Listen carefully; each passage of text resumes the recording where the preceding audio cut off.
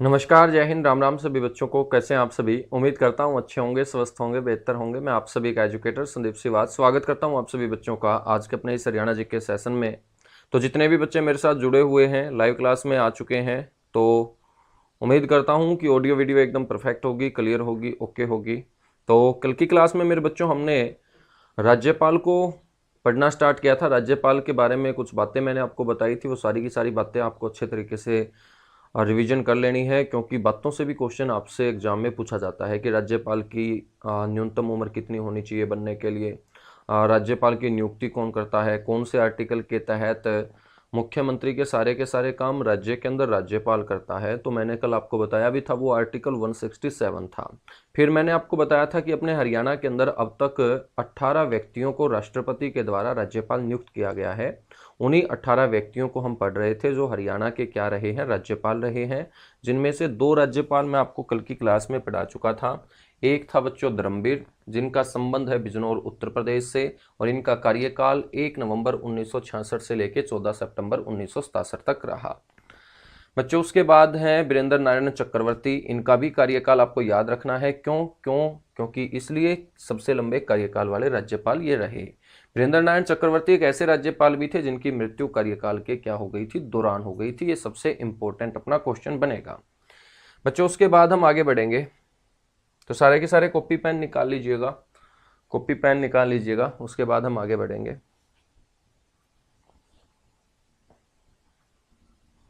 तीसरे नंबर पे जो आपको ध्यान रखने हैं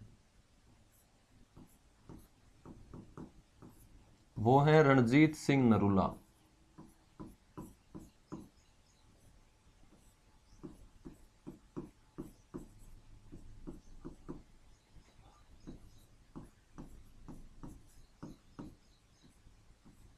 रणजीत सिंह नरूला, ठीक है, इन्हें RS नरूला बोलते हैं। चौथे नंबर पे है जय सुखलाल आथी।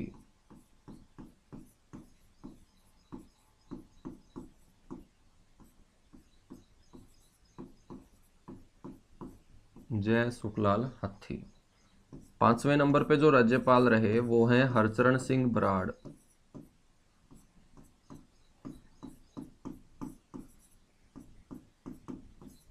हरचरण सिंह बराड़। उसके बाद जो राज्यपाल आए वो हैं SS सांधवालिया। SS सांधवालिया का मतलब है सुरजीत सिंह सांधवालिया।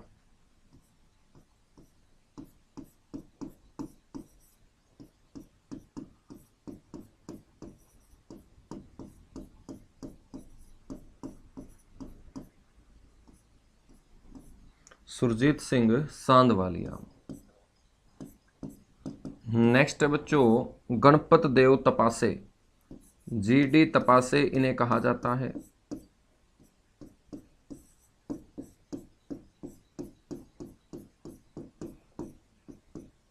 गणपत देव तपासे या इन्हें कहा जाता है GD तपासे।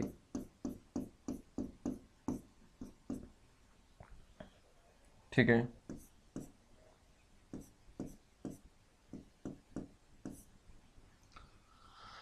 नेक्स्ट आपको ध्यान रखना है गणपत देव तपासे के बाद मेरे बच्चों SMS बर्नी।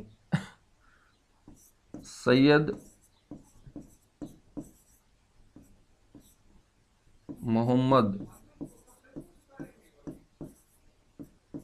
हुसैन बर्नी।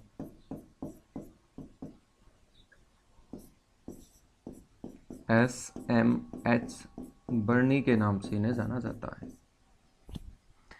नेक्स्ट आपको ध्यान रखना है हरि आनंद बुराड़ी।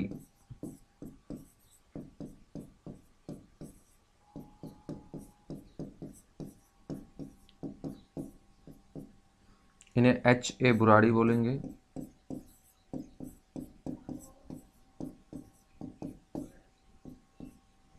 इन्हें HA बुराड़ी बोलेंगे। हरि आनंद बुराड़ी इन्हें कहा जाता है मेरे बच्चों। हरि आनंद बुराड़ी इन्हें कहा जाता है। ठीक है। नेक्स्ट हम बात करेंगे हरि आनंद बुराड़ी के बाद 10वें नंबर पे जो हमारे राज्यपाल होंगे वो होंगे धनिकलाल मंडल, धनिकलाल मंडल।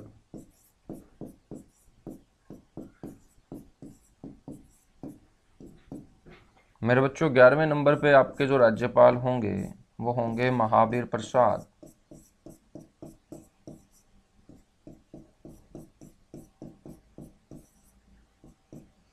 12वें नंबर पे जो राज्यपाल होंगे वो होंगे बाबू परमानंद।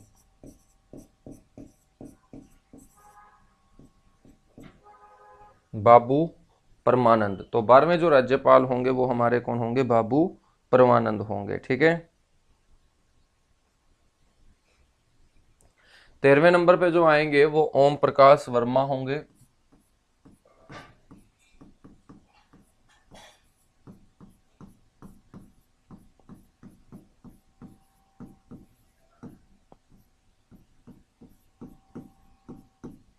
गढ़मुक्तेश्वर उत्तर प्रदेश में इनका जन्म हुआ था। 14वें नंबर पे जो होंगे वो AR किदवई होंगे। 15वें नंबर पे वो जो होंगे वो होंगे जगन्नाथ पहाड़िया।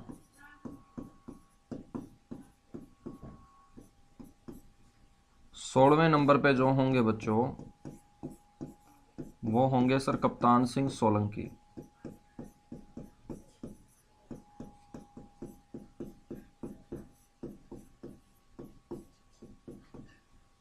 17वें नंबर पे जो होंगे वो होंगे आपके सत्यदेव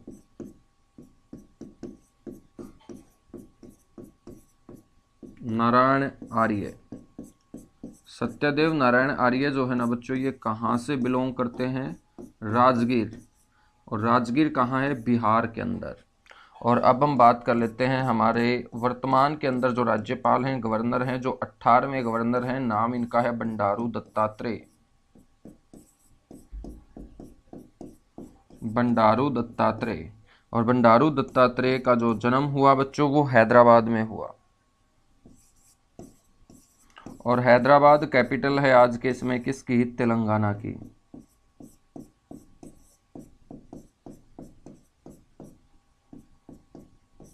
किसकी? तेलंगाना की। ठीक है। तो बंडारू दत्तात्रेय आपके कौन से राज्यपाल होंगे? 18वें राज्यपाल होंगे। ये आप लोगों को पता होना चाहिए। ये आप लोगों को पता होना चाहिए। तो 18 के 18 जो राज्यपाल है ना, ये आप लोगों को पता होना चाहिए। 18वें राज्यपाल बंडारू दत्तात्रेय कब राज्यपाल नियुक्त किए गए? ये भी आपसे पूछा जा सकता है। ये भी आपसे पूछा जा सकता है मेरे बच्चों। तो जल्दी से एक बार नोट कर लीजिएगा, उसके बाद आगे बढ़ेंगे।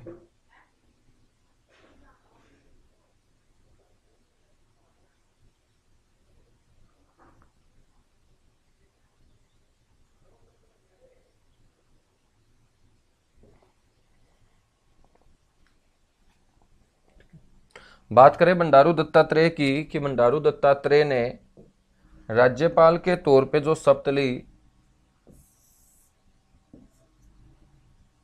वो कब ली है? तो जुलाई 2021। ठीक है। जुलाई 2021 से वर्तमान में अब तक हमारे राज्यपाल कौन है? बंडारू दत्तात्रेय हैं। तो ये 18 के 18 आपको राज्यपाल के नाम पता होने चाहिए। इसलिए पता होने चाहिए 18 के 18 राज्यपाल के नाम क्योंकि क्वेश्चन आपसे ये पूछा जाता है 4 व्यक्तियों के नाम देके कि निम्नलिखित में से हरियाणा के राज्यपाल कौन नहीं रहे। तो ये क्वेश्चन का आंसर कब दे पाओगे? जब आपको 18 के 18 राज्यपाल का पता हो कि कौन कौन व्यक्ति हरियाणा का राज्यपाल अभी तक बना है। ठीक है।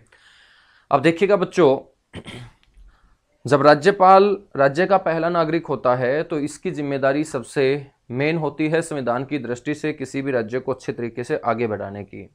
लेकिन कई बार क्या होता है कि राज्य के अंदर जो वास्तविक शक्तियां होती हैं वो मुख्यमंत्री और उसके जो बाकी मंत्री होते हैं उन्हीं के पास होती है। तो मुख्यमंत्री और बाकी उसके जो मंत्री हैं जब किसी भी राज्य के प्रशासन को अच्छे तरीके से आगे बढ़ाने में फेल हो जाते हैं, नाकाम साबित हो जाते हैं, तो राज्य की जो शासन व्यवस्था है वो चरमरा जाती है। तो राज्य की शासन व्यवस्था जब चरमरा जाती है तो राज्यपाल राष्ट्रपति को चिट्ठी लिख के फिर बच्चों राज्य के अंदर क्या लागू करवाता है, राष्ट्रपति शासन, जिसे हम प्रेसिडेंट रूल बोलते हैं।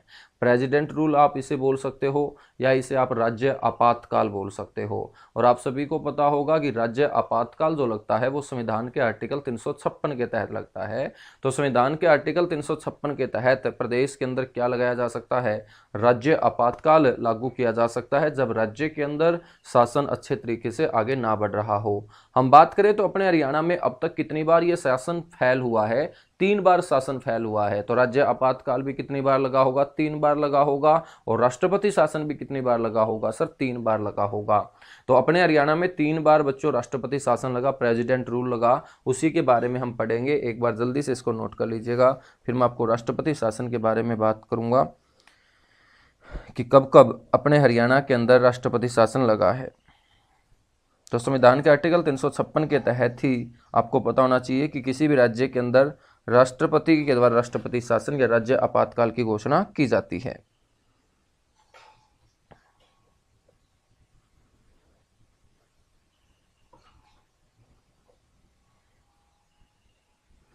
यहां से एक और क्वेश्चन आपको कवर करवाता हूं कि जो ओम प्रकाश वर्मा की हम बात कर रहे हैं,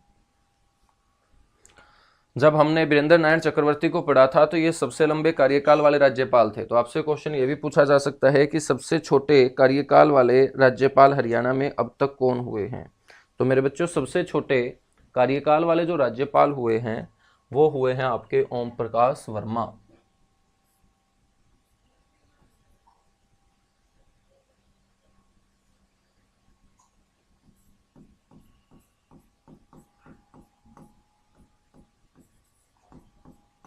सबसे छोटे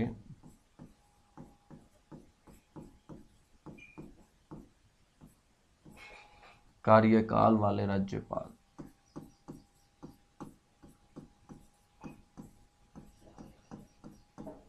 तो इनका कार्यकाल भी पूछा जा सकता है मेरे बच्चों। तो कार्यकाल क्या बोलोगे आप, कार्यकाल बोलेंगे सर हम 2 जुलाई 2004 से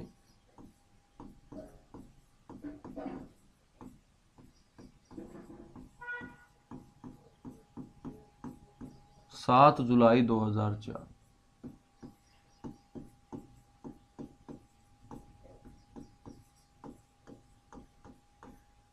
ठीक है,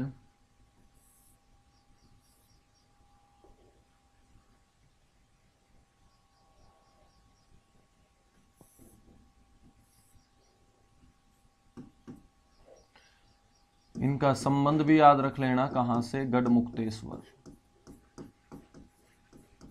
और गढ़मुक्तेश्वर कहाँ है, उत्तर प्रदेश के अंदर है। ठीक है, चलेगा। अब हेडिंग डालिएगा हरियाणा में राष्ट्रपति शासन।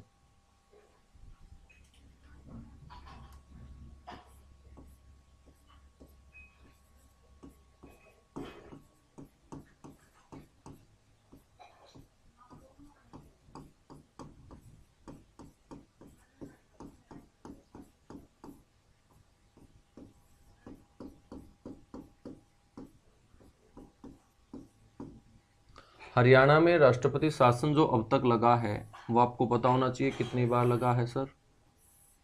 सर राष्ट्रपति शासन लगा है 3 बार।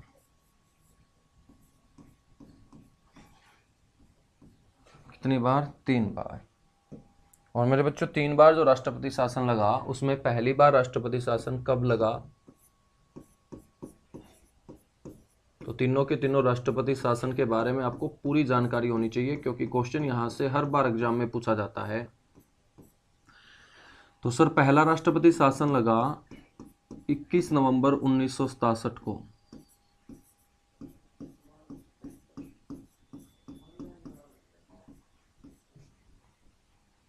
इक्कीस नवंबर 1967 से 22 मई 1968 तक। ठीक है, 21 नवंबर 1967 से 22 मई 1968 तक पहला क्या लगता है मेरे बच्चों? राष्ट्रपति शासन लगता है। और ये हरियाणा में लगभग 6 महीने लगा रहा था। तो नवंबर से लेके आप मई तक जाओगे तो कितने महीने हो जाएंगे? 6 महीने। तो पहला राष्ट्रपति शासन सबसे लंबे समय तक रहा था।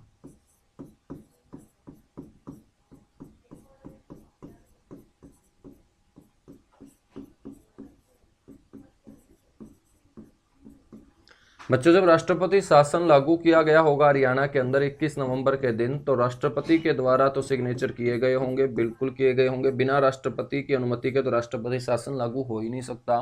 तो मेरे बच्चों, उस समय राष्ट्रपति कौन थे? उस समय राष्ट्रपति थे डॉक्टर जाकिर हुसैन।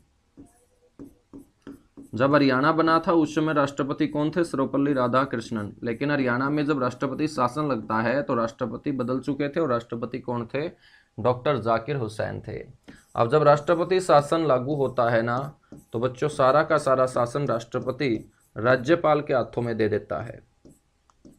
और हम बात करें उस समय राज्यपाल कौन थे, तो आपको बोलना है उस समय राज्यपाल थे BN चक्रवर्ती। वीरेंद्र नारायण चक्रवर्ती जो दूसरे राज्यपाल थे, इन्हीं के समय हरियाणा में पहली बार राष्ट्रपति शासन लागू हुआ था। बच्चों, बात करें मुख्यमंत्री कौन थे जिनके कार्यकाल के दौरान राष्ट्रपति शासन लागू करना पड़ा था? मुख्यमंत्री थे राव बीरेंद्र सिंह।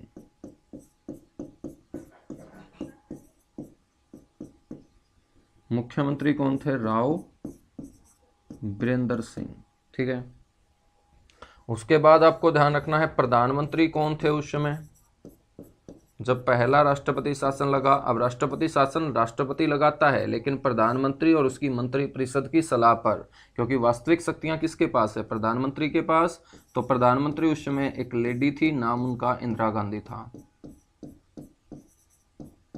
हरियाणा बना भी इंदिरा गांधी के समय और राष्ट्रपति शासन भी हरियाणा के अंदर इंदिरा गांधी के समय ही लगा था। ठीक है।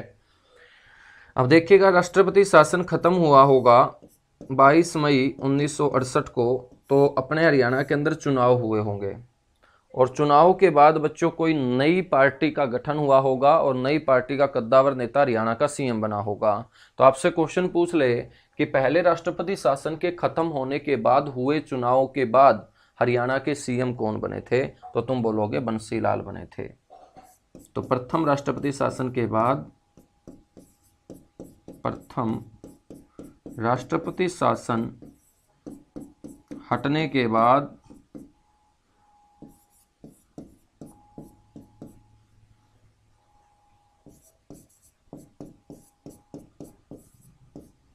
CM बने कौन बच्चों? चौधरी बंसीलाल।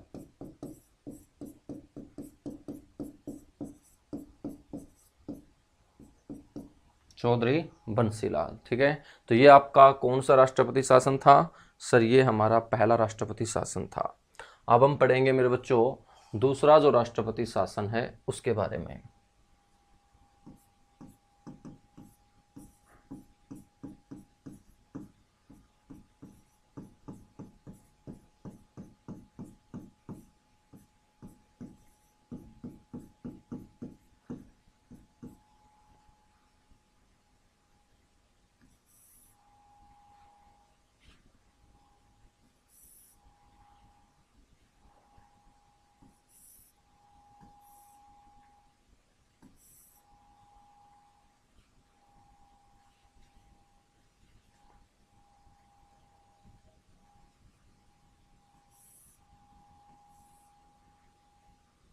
बच्चों, दूसरा राष्ट्रपति शासन की हम बात करें तो ये लागू हुआ था कब?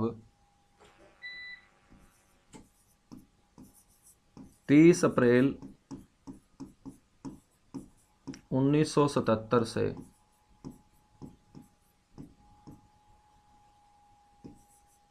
21 जून 1977 तक। तो छोटी सी अवधि के लिए लगा रहा था। ये सबसे कम समय तक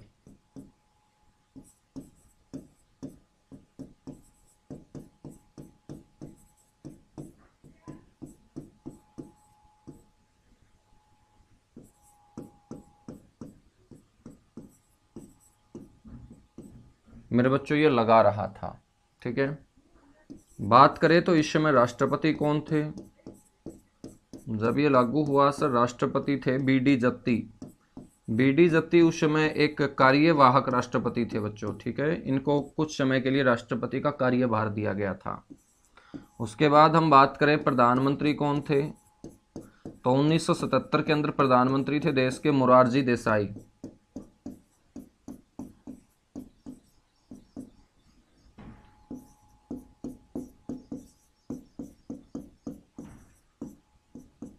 कौन? मोरारजी देसाई। प्रधानमंत्री के बाद बात करें राज्यपाल की, तो राज्यपाल थे हरियाणा के उस समय जय सुखलाल आथी।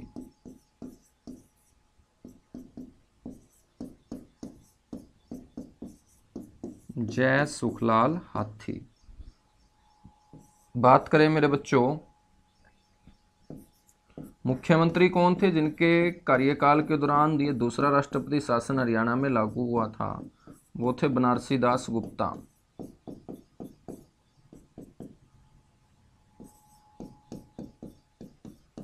बनारसी दास गुप्ता। अब दूसरा राष्ट्रपति शासन जब हटा होगा ना, तो हटने के बाद भी सीएम बना होगा। बिल्कुल, तो आपको ध्यान रखना है कि इस राष्ट्रपति शासन के हटने के बाद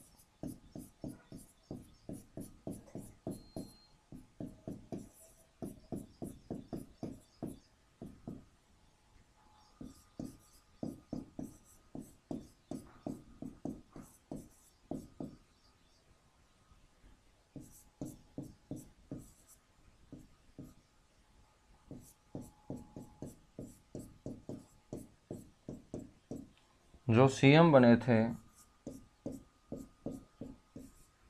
वो चौधरी देवीलाल बने थे। चौधरी देवीलाल बने थे। ठीक है, तो ये आपका कौन सा राष्ट्रपति शासन होगा? सर ये हमारा दूसरा राष्ट्रपति शासन होगा। अब बात करेंगे यहां बीच के अंदर तीसरे राष्ट्रपति शासन की।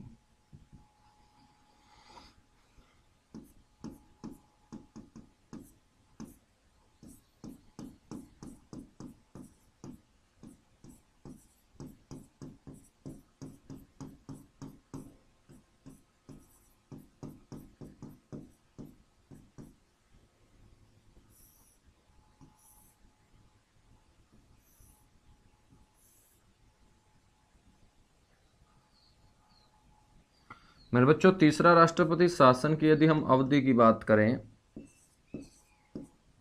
तो ये 6 अप्रैल 1991 से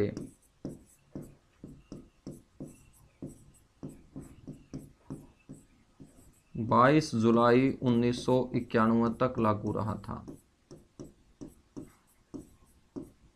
ठीक है, बात करें इस समय राष्ट्रपति कौन थे? इस समय देश के राष्ट्रपति थे आर वेंकटरमन। आर वेंकटरमन। बात करें प्रधानमंत्री कौन थे?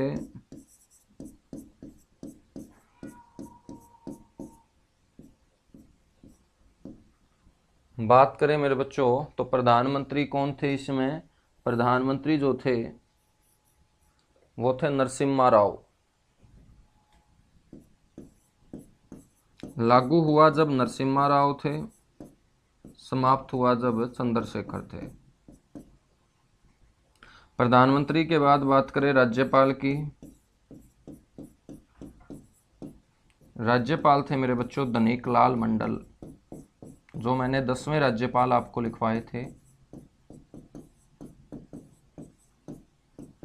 धनिकलाल मंडल। बात करें मुख्यमंत्री की,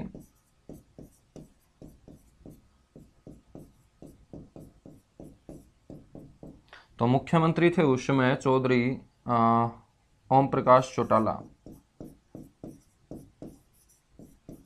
ओम प्रकाश चौटाला के कार्यकाल के दौरान ही लगा था बच्चों ये आपका तीसरा राष्ट्रपति शासन। ठीक है, फिर तीसरा राष्ट्रपति शासन खत्म हुआ होगा, उसके बाद हरियाणा के सीएम कौन बने थे? तो इस राष्ट्रपति शासन के हटते ही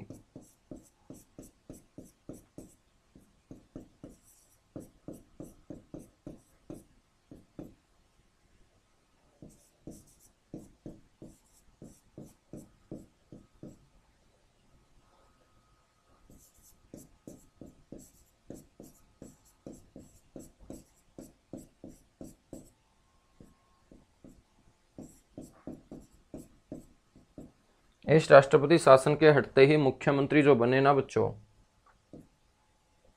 वो बने चौधरी भजनलाल।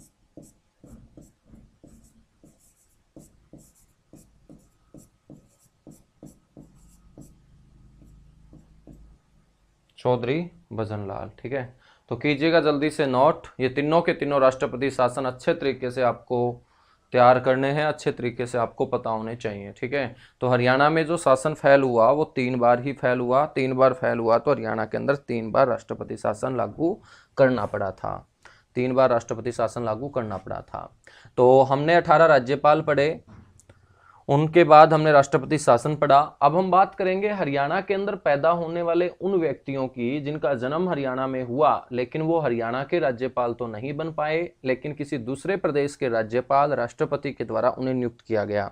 तो अब हम हरियाणा के ऐसे व्यक्तियों की बात करेंगे जो दूसरे प्रदेश के क्या बने हैं, राज्यपाल या उपराज्यपाल बने हैं।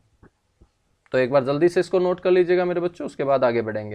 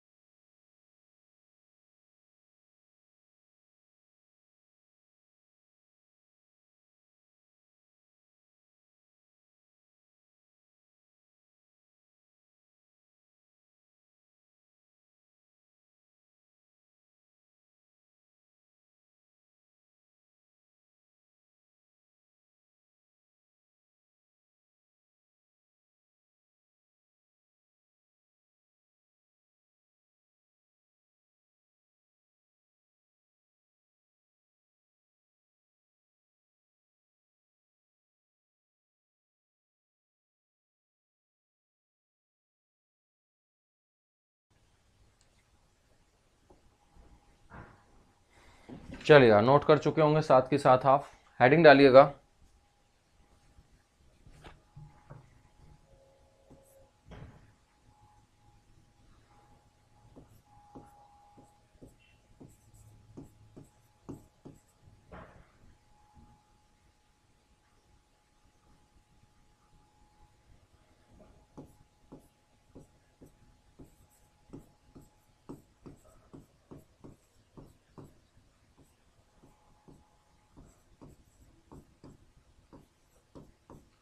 हरियाणा के ऐसे व्यक्ति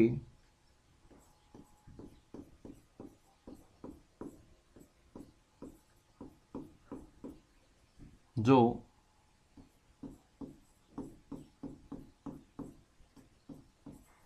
किसी दूसरे प्रदेश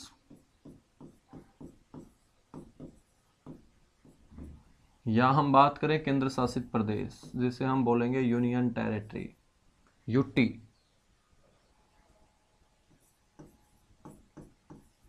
के राज्यपाल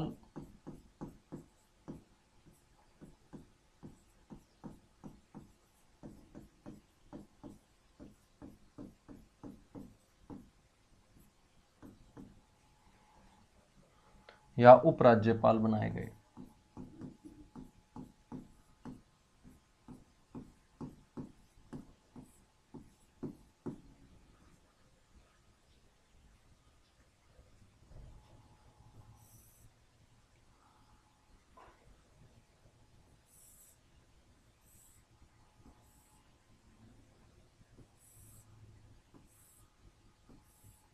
तो इस कैटेगरी में सबसे पहला नाम आएगा बच्चों चंद्रावती का। किसका नाम आएगा? चंद्रावती का नाम आएगा। तो सबसे पहले हम चंद्रावती के बारे में बात करेंगे।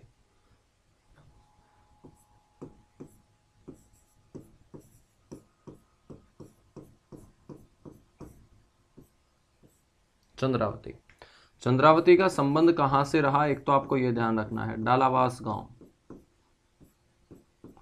डालावास गांव के अंदर ये पैदा हुई, जो गांव है बच्चों चरखी दादरी जिले का।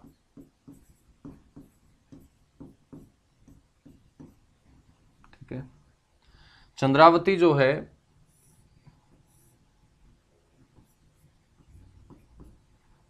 इनको वर्ष 1990 के अंदर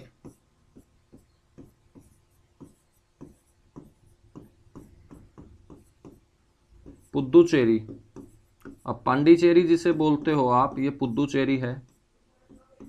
और बच्चों पुद्दुचेरी के अंदर हम बात करें तो राज्यपाल की नियुक्ति नहीं होती है। पुद्दुचेरी एक केंद्र शासित प्रदेश है और केंद्र शासित प्रदेशों का जो रखवाला होगा उसे हम उपराज्यपाल बोलते हैं। और उन केंद्र शासित प्रदेशों का रखवाला उपराज्यपाल होगा जिन केंद्र शासित प्रदेशों में जनता के द्वारा वोट डाल के विधायक चुने जाते हैं और उसके बाद वहां सीएम बनता है।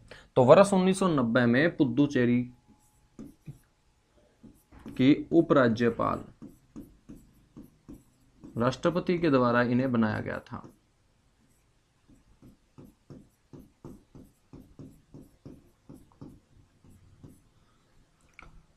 चंद्रावती जो है बच्चों, यह हरियाणा से पहली और एकमात्र ऐसी महिला है जो किसी दूसरे प्रदेश की राज्यपाल या उपराज्यपाल बनी है।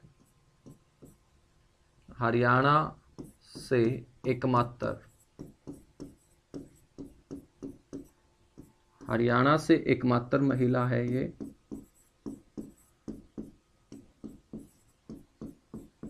जो किसी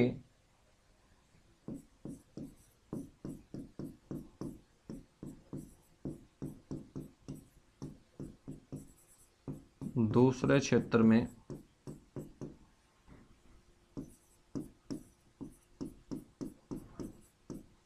राज्यपाल या उपराज्यपाल,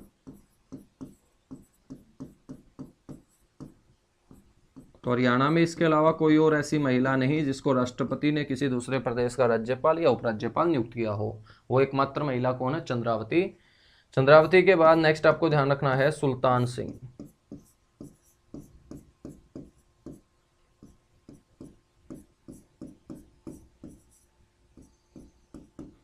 सुल्तान सिंह जो है बच्चों, इनका संबंध था निजामपुर माजरा, निजामपुर माजरा गांव में ये पैदा हुए और निजामपुर माजरा गांव है सोनीपत जिले का।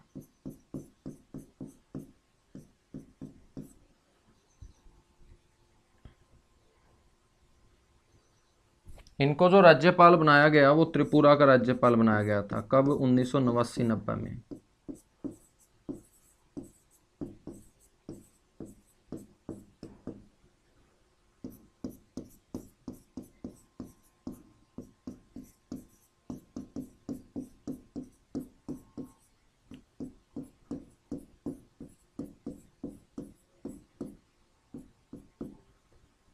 त्रिपुरा के गवर्नर इन्हें नियुक्त किया गया। सुल्तान सिंह के बाद तीसरे नंबर पे ध्यान रखेंगे प्रोफेसर गणेशी लाल।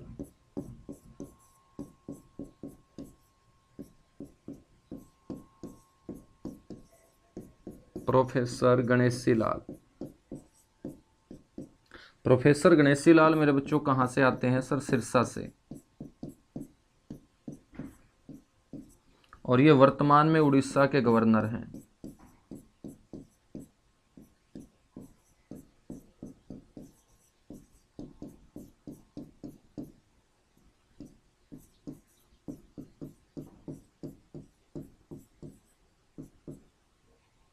ठीक है। प्रोफेसर गणेशी लाल के बाद नेक्स्ट आपको ध्यान रखना है, प्रोफेसर गणेशी लाल के बाद नेक्स्ट हम बात करेंगे आचार्य देवव्रत की।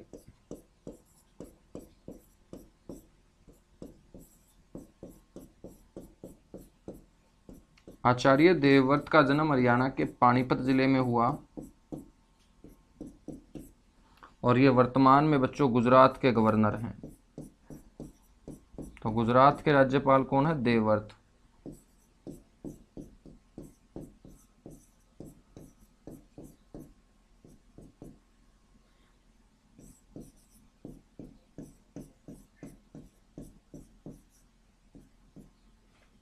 ठीक है। आचार्य देवव्रत के बाद नेक्स्ट आपको ध्यान रखना है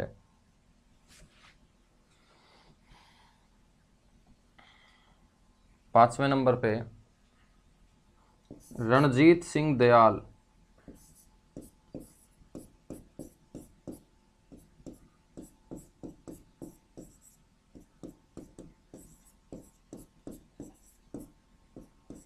रणजीत सिंह जो दयाल है मेरे बच्चों, ये कुरुक्षेत्र से आते हैं।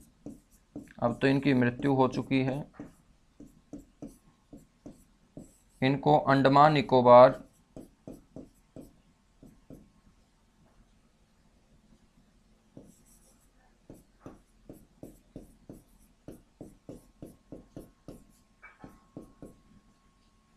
और पुद्दुचेरी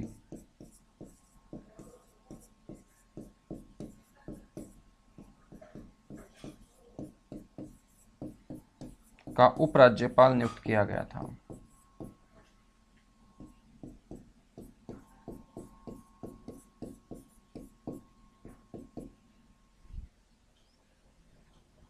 छठे नंबर पे बात करें हंसराज भारद्वाज।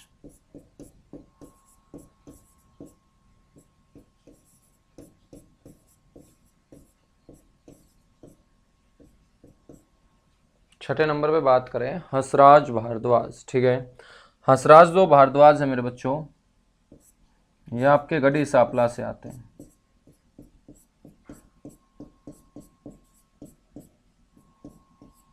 जहां छोटू राम पैदा हुए और संबंध है इनका रोहतक से। कहां से? रोहतक से। हंसराज भारद्वाज को कर्नाटक और केरल का गवर्नर बनाया गया था।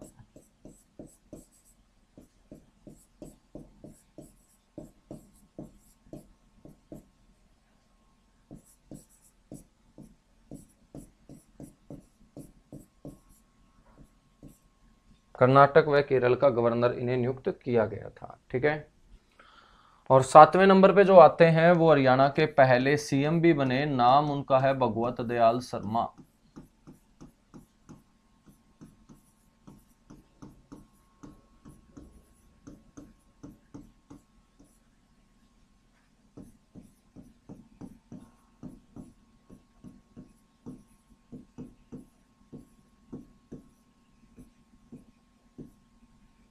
भगवत दयाल शर्मा बेरी जज्जर।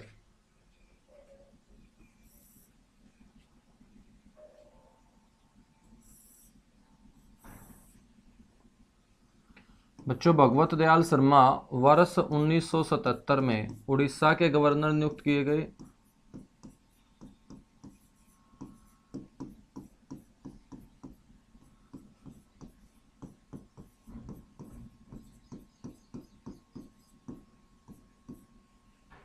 और वर्ष 1980 से 84 तक ये मध्य प्रदेश के गवर्नर बनाए गए थे।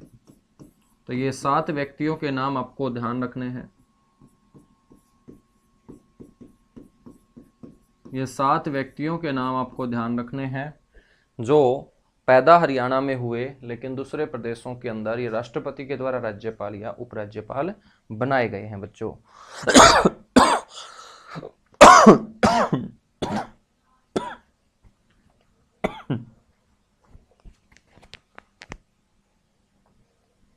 तो जल्दी से नोट कीजिएगा, उसके बाद आगे बढ़ेंगे। तो राज्यपाल नामक टॉपिक अपना हो चुका है कंप्लीट। राज्यपाल अपना टॉपिक कंप्लीट हो चुका है बच्चों। अब राज्यपाल के बाद जो हम बात करेंगे वो बात करेंगे विधायिका के अंतर्गत आने वाले अंग विधानसभा की। किसकी बात करेंगे? विधानसभा की बात करेंगे। तो हमने विधायिका पढ़ना स्टार्ट किया था। किसी भी राज्य की शासन व्यवस्था को आगे बढ़ाने के लिए मैंने बताया था कि उसे 3 भागों में बांटा जाता है, जिसमें पहला भाग हम कवर कर रहे हैं, नाम उसका विधायिका या व्यवस्थापिका है, उसके बाद कार्यपालिका है, उसके बाद न्यायपालिका है, ठीक है।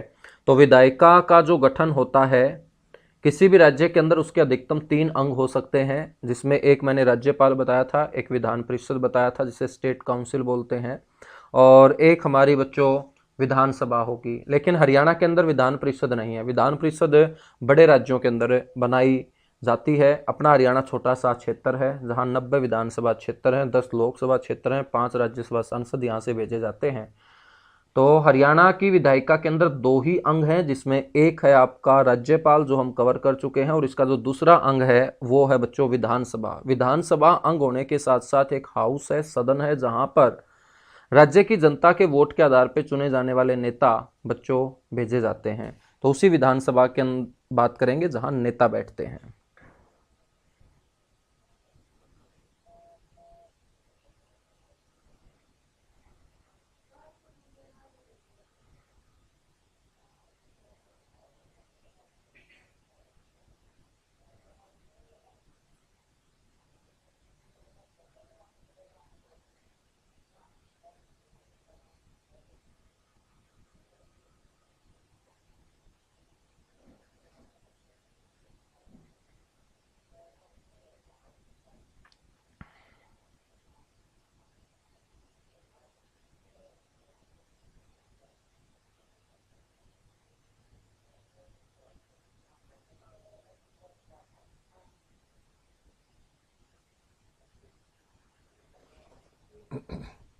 तो बच्चों नोट कर चुके होंगे आप लोग सारे के सारे।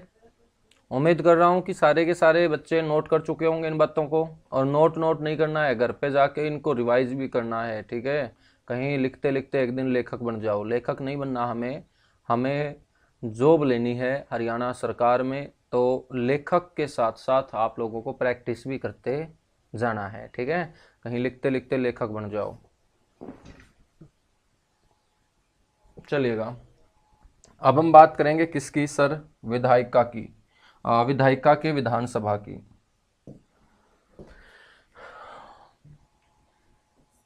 तो हम लोग पढ़ रहे थे विधायिका,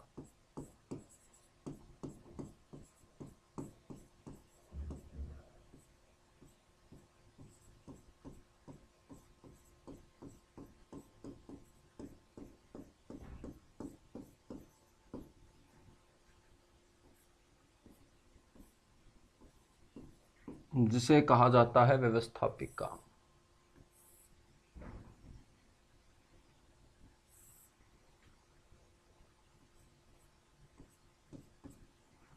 और इसके मैंने आपको बताए थे दो अंग, एक राज्यपाल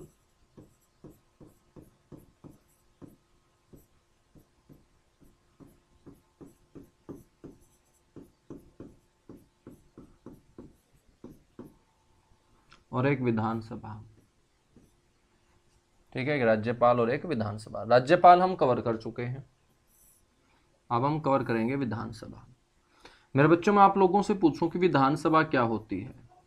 विधान का मतलब विधि है, नियम है, रूल है, कानून है। सभा का मतलब बैठक।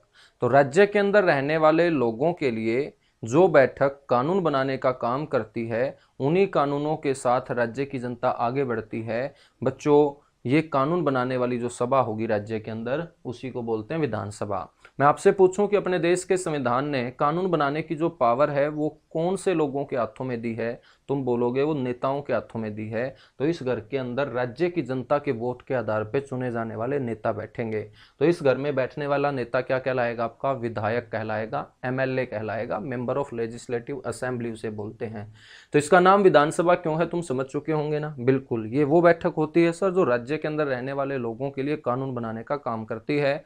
और कानून बनाने की शक्ति जब नेताओं के हाथों में है, तो नेता राज्य की जनता के वोट के आधार पर चुने जाने वाले कौन से घर में बैठेंगे? विधानसभा में बैठेंगे।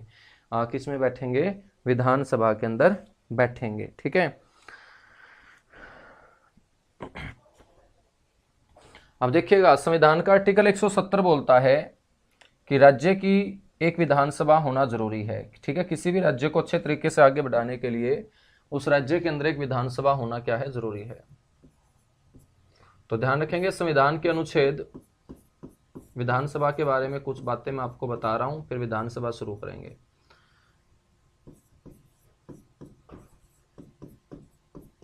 संविधान के अनुच्छेद 170 के तहत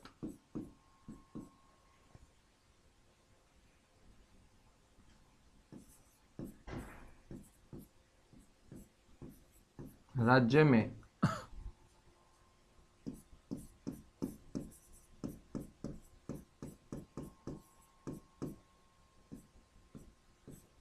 विधानसभा होगी। तो बच्चों, राज्य के अंदर एक विधानसभा होना जरूरी है। ये संविधान का आर्टिकल कौन सा बताता है? 170 बताता है, ठीक है। ये जो आपका विधानसभा भवन होता है, या इसे हम विधानसभा सदन बोलेंगे, ये जनता का प्रिय सदन होता है। जनता का प्रिय सदन क्यों होगा? क्योंकि इस सदन के अंदर बैठने वाले लोगों को जनता ही अपने वोट के आधार पर चुनती है। तो इसे जनता का प्रिय सदन कहा जाता है।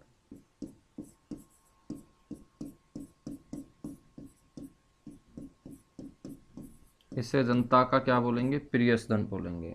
साथ ही साथ आपका जो ये सदन होता है बच्चों, इसे हम निम्न सदन भी बोलते हैं, लोअर हाउस कहा जाता है राज्य के अंदर इसे। और ये परमानेंट नहीं होता, स्थायी नहीं होता, तो इसे हम अस्थायी सदन भी बोल देंगे।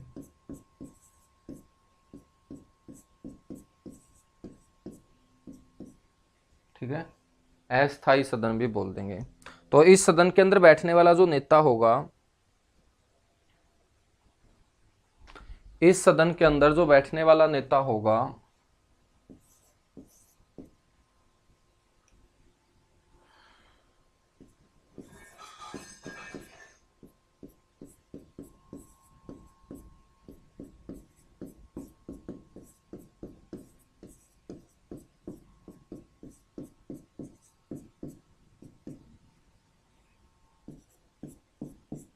वो क्या कहलाएगा? एमएलए कहलाएगा, मेंबर ऑफ लेजिस्लेटिव असेंबली कहलाएगा, जिसे हम हिंदी में क्या बोल देंगे? विधायक बोल देंगे। क्या बोल देंगे? विधायक। बच्चों, हम अपने हरियाणा की विधानसभा के बारे में बात करेंगे। तो हरियाणा में विधानसभा जो भवन है, या हरियाणा की विधानसभा,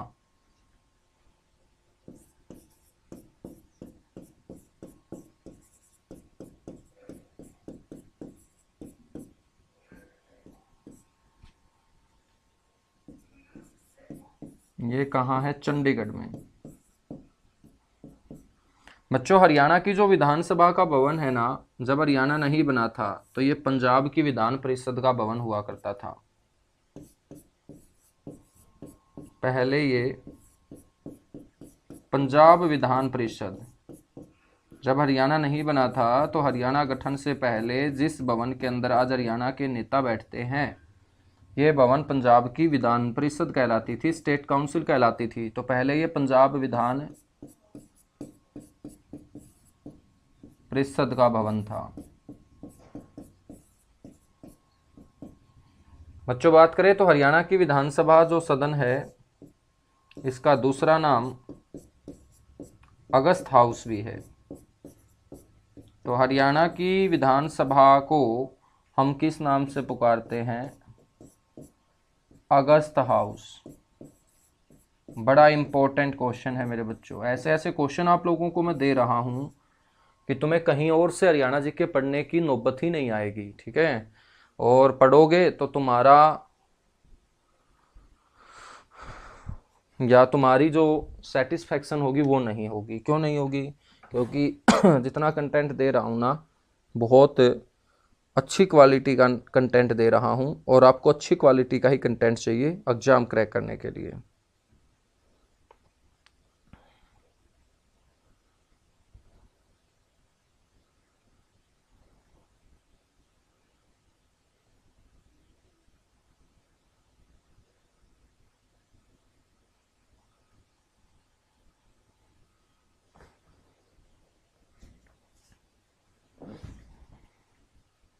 ठीक है बच्चों, तो इसका दूसरा नाम क्या है? अगस्त हाउस है। अगस्त हाउस इसका दूसरा नाम है। हम बात करते हैं कि अपनी हरियाणा की जो विधानसभा है अब तक कितनी है बच्चों? तो वर्तमान में 14वीं विधानसभा हरियाणा के अंदर चल रही है। कौन सी विधानसभा चल रही है? 14वीं विधानसभा चल रही है, ठीक है?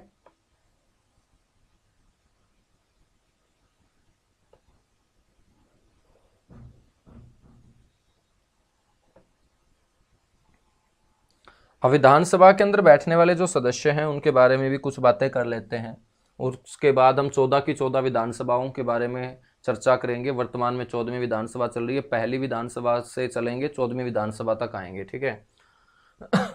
अब देखिएगा, विधानसभा का जो कार्यकाल होता है ना, वो कितना होता है?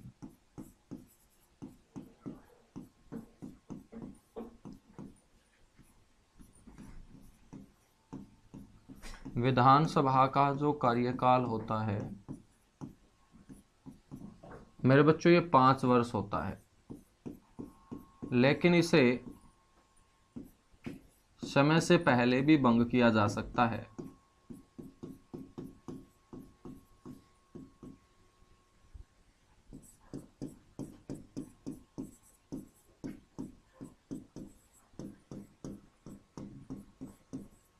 भंग किया जा सकता है, ठीक है?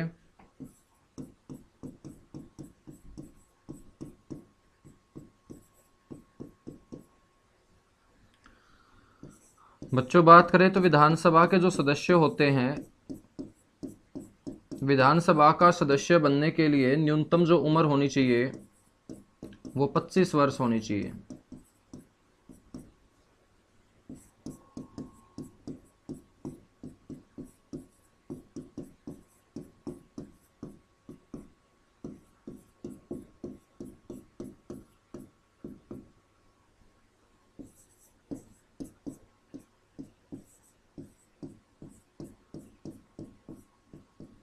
पच्चीस वर्ष होनी चाहिए, ठीक है। विधानसभा की जो पहली बैठक होती है ना बच्चों,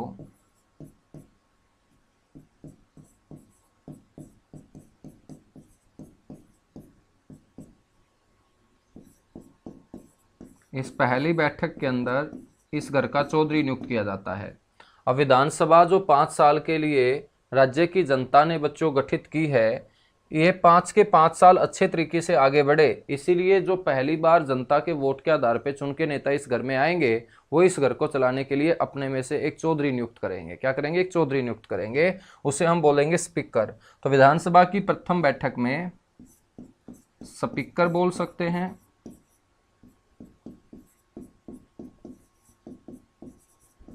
या अध्यक्ष बोल सकते हैं, का चुनाव किया जाता है। और स्पीकर हमेशा, स्पीकर का वैसे तो चुनाव होना चाहिए, लेकिन स्पीकर हमेशा जो सत्ता पक्ष होता है, जो सरकार बना रहा होता है, वही पार्टी बच्चों अपना व्यक्ति जो है वो स्पीकर चुनने का काम करती है, चुनने का काम करती है, ठीक है। विधानसभा के जो भी सदस्य होंगे, यानी कि जितने भी विधायक होंगे, यदि वो अपना त्याग पत्र देना चाहें, यदि वो अपने विधायक के पद से मुक्ति पाना चाहें, तो वो अपना त्याग पत्र किसे देंगे? राज्यपाल को देंगे। तो विधानसभा के सदस्य अपना त्याग पत्र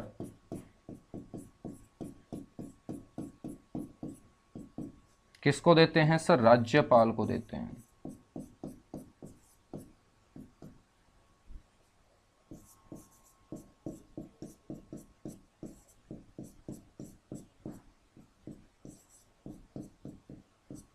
किसको सौंपते हैं? राज्यपाल को सौंपते हैं। ये आप लोगों को पता होना मेरे बच्चों चाहिए, ठीक है।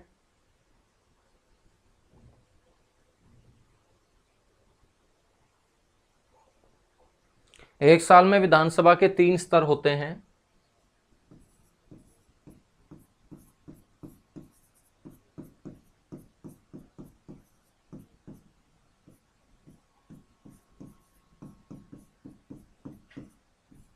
एक तो होगा बजट स्तर, जब बजट पेश किया जाएगा, और बजट पेश करने का काम करता है राज्य का वित्त मंत्री, जो करेगा राज्यपाल के नाम पे बजट पेश विधानसभा में। एक होता है आपका मानसून सत्र,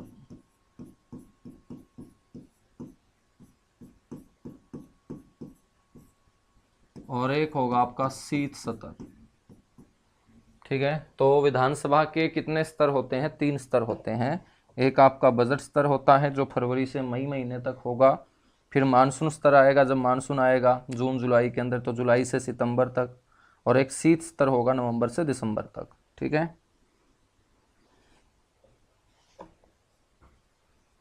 विधानसभा का जो अधिवेशन होता है ना मेरे बच्चों, ये और ध्यान रख लेना,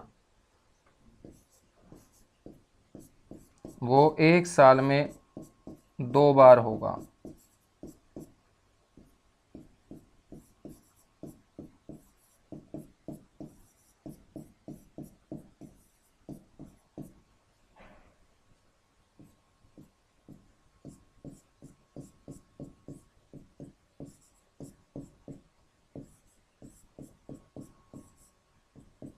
एक साल में कितनी बार? 2 बार, ठीक है।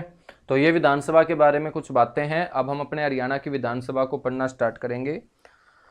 हरियाणा की जो विधानसभा है मेरे बच्चों, पहली विधानसभा से लेके हम 14वीं विधानसभा तक आएंगे। उससे पहले मैं आपको बताऊंगा कि जब हरियाणा का गठन हुआ था, उस समय हमारे विधानसभा के अंदर सदस्य संख्या कितनी थी, फिर ये सदस्य संख्या बढ़ के 81 होगी, फिर इसकी सदस्य संख्या बढ़ के 90 होगी। तो जल्दी से एक बार इसको नोट कर लीजिएगा, उसके बाद हम आगे बढ़ेंगे।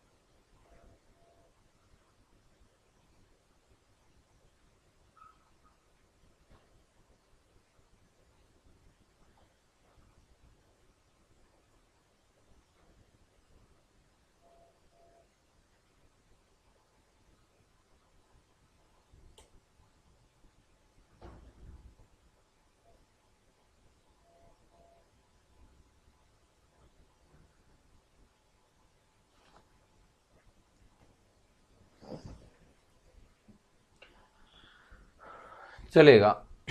अब देखिएगा बच्चों,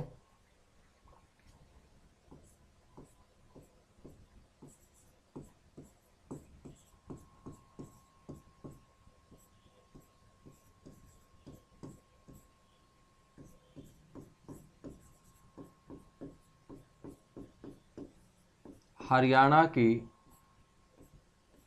विधानसभा में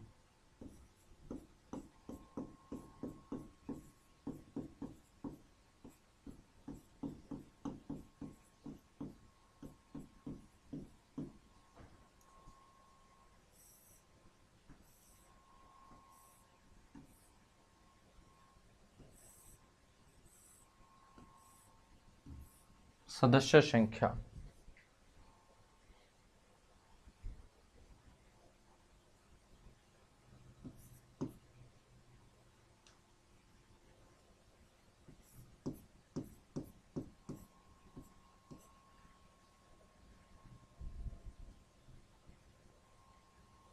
तो एक साइड लिखेंगे वर्ष,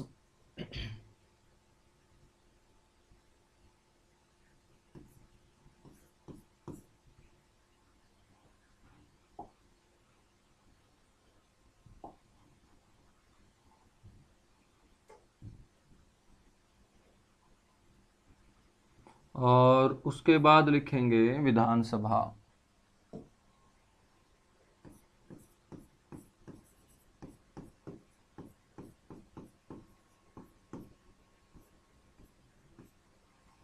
उसके बाद लिखेंगे कुल सदस्य संख्या।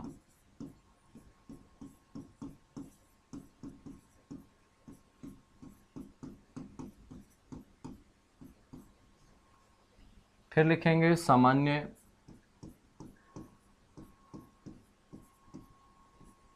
संख्या।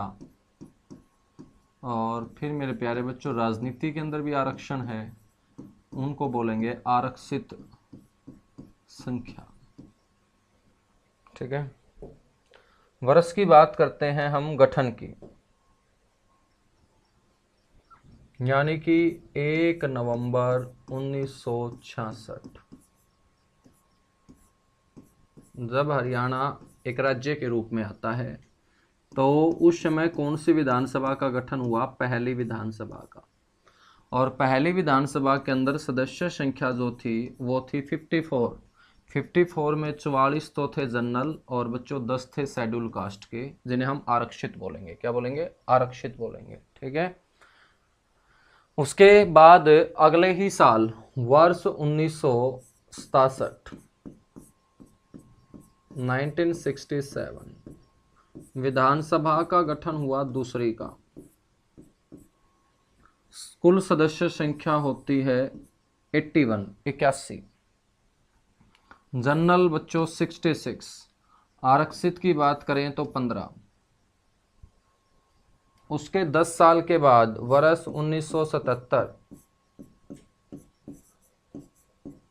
विधानसभा कौन सी थी? पांचवी। और पांचवी विधानसभा के दौरान सदस्य संख्या कितनी होती है? 90। 90 में से 73 हैं जनरल और 17 हैं मेरे प्यारे बच्चों आरक्षित। क्या है? आरक्षित। ठीक है, तो यहाँ से देखिएगा क्वेश्चन काफ़ी हमारे तैयार हो जाते हैं और बहुत ज़्यादा क्वेश्चनों को मैंने एक छोटे से रूप में कन्वर्ट कर दिया। आपसे क्वेश्चन पूछेगा कि पहली विधानसभा का गठन कब हुआ? 1 नवंबर 1966। पहली विधानसभा में सदस्य संख्या कितनी थी? तुम बोलोगे 54। आरक्षित संख्या कितनी थी? तुम बोलोगे 10। सामान्य संख्या कितनी थी? तुम बोलोगे 54। हरियाणा के अंदर विधानसभा सदस्य की संख्या 81 कौन से साल हुई? तुम बोलोगे 67।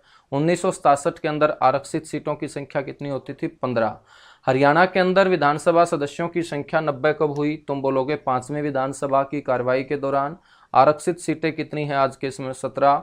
और साल कौन सा है? 77, 1977। ठीक है, तो आज हमने यहाँ तक बातों को कवर कर लिया है। अगली क्लास में इन्हीं बातों से आगे हम कंटिन्यू बढ़ेंगे और इन 17 की 17 आरक्षित सीटों के बारे में बात करेंगे, कौन से जिले के अंदर कितने विधानसभा क्षेत्र हैं इनके बारे में बात करेंगे। ठीक है, चलेगा। Thank you, bye bye, good luck, आप सभी को ढेर सारा प्यार। बाकी मिलेंगे नेक्स्ट क्लास में।